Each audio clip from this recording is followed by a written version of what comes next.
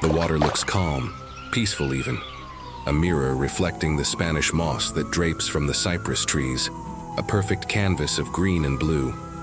But under that placid surface, the world is different.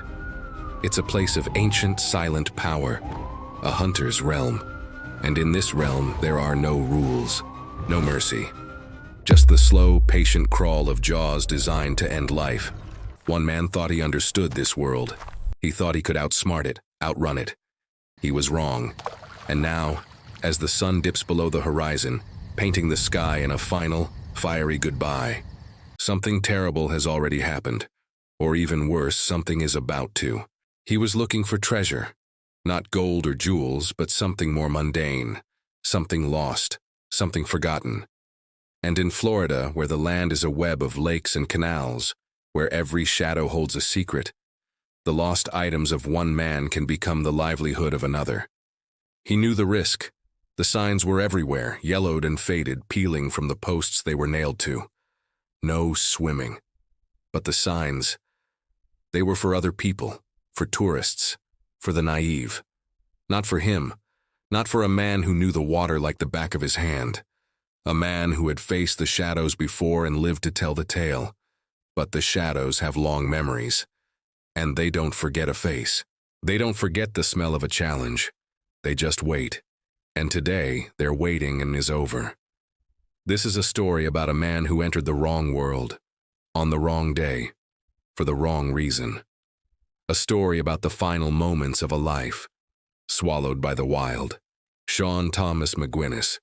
To the people who knew him, he was just Sean. A regular guy with a tough life and an even tougher spirit. He wasn't a millionaire, he wasn't a celebrity, he was a survivor. A man who scraped by, living on the fringes, but always with a purpose. His purpose was finding things, lost things, things that had been tossed, thrown, or forgotten. Sean had a unique hustle. He was a disc golf diver. For the uninitiated, disc golf is like traditional golf, but with frisbees. The courses wind through parks, often alongside lakes and ponds. And inevitably, a disc sails wide. A bad throw, a gust of wind, a slip of the hand, and the disc is gone. Sinking to the bottom, a tiny plastic coffin for a $70 piece of gear. That's where Sean came in. He'd get a call, a text, a tip, or he'd just show up at a park, his faded duffel bag slung over his shoulder. John S. Taylor Park in Largo, Florida, was one of his regular spots. He knew the lay of the land, the murky depths, the best places for a rich haul.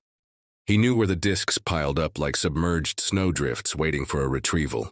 It was a simple business model. He'd wade in, sometimes in hip waders, sometimes just in his shorts, and he'd feel around with his feet, with a long grabber tool, with his hands, and he'd find them. Dozens, sometimes hundreds of them in a single day. He'd clean them up, sort them, and sell them online or at local swap meets. The money wasn't great, but it was enough. Enough to get by. Enough to feel like he was doing something, contributing. It was an honest living in a world that didn't always feel so honest. His friends would tell you he was a pro. He knew the water. He understood the risks. He'd seen the gators before, small ones, big ones. He'd even had a few close calls. He'd tap a gator on the snout with a pole to get it to move. He'd talk to them like they were just part of the furniture. "All right, big fella, move along now," he'd say. He had this easygoing confidence, a swagger that came from years of facing down danger and winning. The water was his office. The lakes were his hunting ground, but he was the hunter, or so he thought. His life was a mosaic of these moments, of cold water and slimy mud, of the sun beating down and the clouds gathering. He wasn't a hero, but he was a hard worker, a man who refused to be beaten by circumstances. This job was his ticket to freedom, his way of carving out a place for himself. He knew the dangers, but he'd calculated the risks. And for years, the math had been on his side. He'd always come out ahead, until the day the numbers changed. The American alligator, a living dinosaur. They can grow up to 15 feet long, weigh over 1,000 pounds.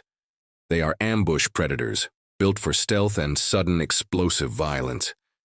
They are a keystone species in the Florida ecosystem, shaping the landscape and regulating populations. They are also fundamentally creatures of instinct.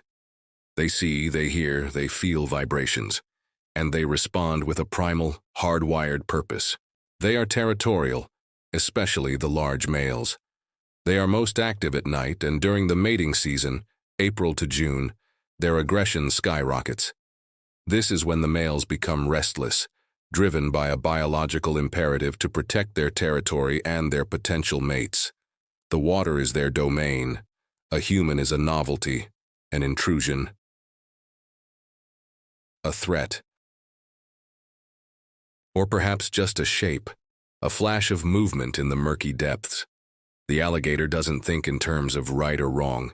It doesn't process guilt or remorse. It sees an opportunity, a breach of its space, and its only response is a swift, powerful strike, a bone-crushing bite, a death roll. They can wait for hours, for days in the same spot, motionless, a log with eyes. They are patient beyond human comprehension, and they are everywhere, in canals, in lakes, in golf course ponds. And they were in Taylor Lake, big ones, old ones, the kind that had seen decades of human activity and had decided perhaps that they were no longer afraid. The signs were there, for everyone to see. The no swimming signs plastered all over the park, but Sean, and others like him, had grown numb to them. They saw them not as warnings, but as suggestions, a polite reminder of a danger they felt they had mastered. But the danger was not static. It was changing, it was growing. 2 years before, in that very same lake, another disc diver had a very, very different experience. He was out there, just like Sean, waiting in the shallows, and without warning he was struck. A searing pain, a violent shake. An alligator had latched onto his face. He fought it off, a frantic, desperate struggle. He lived.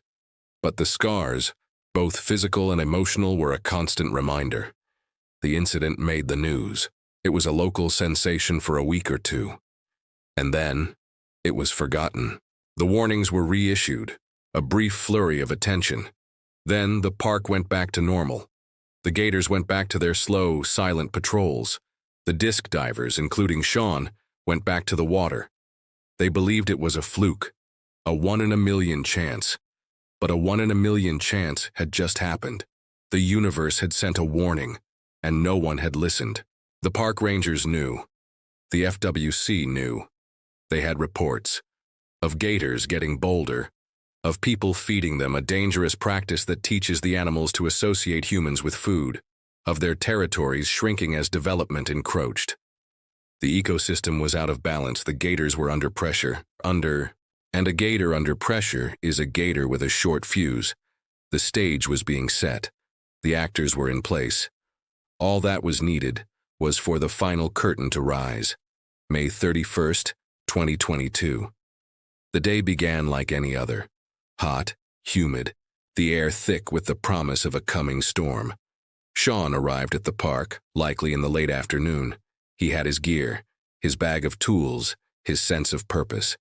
He slipped into the lake, into the murky, tea-colored water. The sun was setting, casting long, deep shadows. The park was emptying out. The families with their picnic baskets, the dog walkers, the joggers. They were all leaving. But Sean was just beginning his work. The first few hours would have been methodical, waiting, feeling, a slow and steady search. He would have been alone, surrounded by the sounds of the night, the chirping of crickets, the splash of a fish, the soft rustle of wind through the trees. The gators, however, are silent. They move without a sound. They watch without a blink. We can only speculate what happened next. Maybe he was waiting in a deep section. Maybe he was distracted, his mind on the next disc, the next sail. Maybe the attack was instantaneous, a sudden violent jolt from below, the water churning, the sound of a man's strangled cry cut short. Or maybe it was a slower, more terrifying sequence. The gator, a massive alpha male, would have seen him as an intruder. It would have moved silently, a ghost in the water, a ripple on the surface, the only clue. Then the lunge, the bone-crushing bite. The attack would have been a whirlwind of violence. The death roll, a sickening, chaotic spin in the water, designed to disorient and subdue.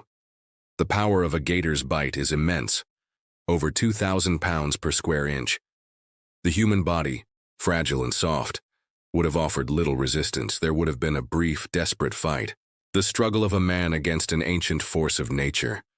But the fight would have been short. In a battle of instinct versus intelligence, instinct almost always wins. The water would have gone still again. The thrashing would have stopped.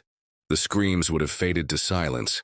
The chirping of crickets and the croaking of frogs would have resumed, as if nothing had happened. The night would have swallowed him whole. The call came in the next morning. A park visitor, out for an early walk, saw something in the water. Something unnatural, a shape. The sight would have been a horror movie made real. They called 911. I think there's a body in the lake. It's not right. It looks like it's been attacked. The Pinellas County Sheriff's Office arrived first. Officers, their faces grim, secured the scene. They saw it immediately. The body of Sean McGuinness, floating, a grim testament to the power of the wild. The state of the body. It was a scene of unspeakable brutality. The injuries were horrific, missing 3 limbs. The sheer scale of the attack was terrifying. This wasn't a quick bite. This was a sustained, brutal assault. The Florida Fish and Wildlife Conservation Commission, FWC, was called in. Their mission, to find the gator. They knew that a gator that has attacked and consumed a human is a gator that must be removed. A contracted nuisance alligator trapper was dispatched. He was a veteran, a man who had seen it all, but even he would have felt the chill of this particular case. The hunt began. The trapper set his lines, his traps. The first gator was a big one, over 10 feet long. He was captured and humanely euthanized. A necropsy was performed. The stomach contents were examined. Nothing. The trapper was disappointed but not surprised. He set more traps. Another gator, even larger, was caught. Over 12 feet long, another necropsy, another empty stomach. The official report from the FWC was clear. Neither of the 2 gators removed were involved in Sean's death. This was perhaps the most chilling detail of all. The killer was still out there. A silent predator, a ghost in the murky depths of Taylor Lake, its appetite sated, its ancient hunger already returning. The media descended on the park, reporters with microphones, cameras rolling. The story went viral. The headlines screamed, "Man killed while fishing for discs. Gator kills man in Florida park. A tragic, preventable death." The public reaction was a mix of horror, sympathy, and a grim kind of "I told you so." Social media was flooded with comments. Some mourned Sean, remembering him as a good man trying to make a living. Others were critical, pointing to the no swimming signs, to the clear and present danger. They argued that he had brought this on himself. But life is rarely so simple. A man's choices, even the dangerous ones, are often born of necessity. The legal fallout was minimal. The FWC's investigation was thorough. The official cause of death was ruled a drowning in conjunction with a severe alligator attack. There were no charges filed. There was no one to blame.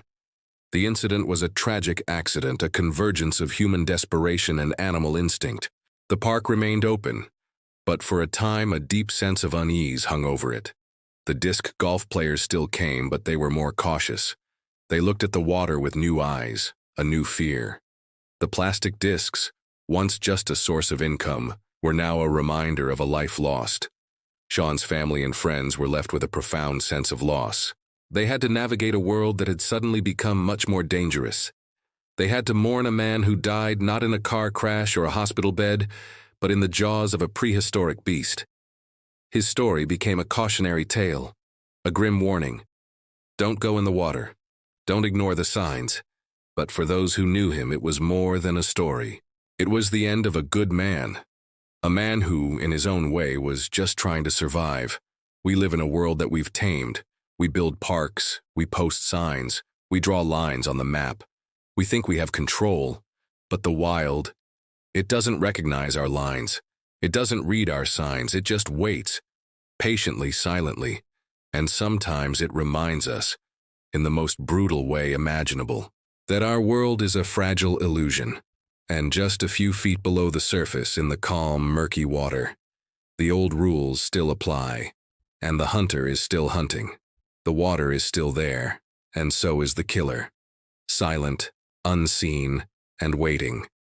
And every now and then, on a dark night, if you listen very closely, you can almost hear the soft, terrifying ripple of a creature that has been waiting for a long, long time.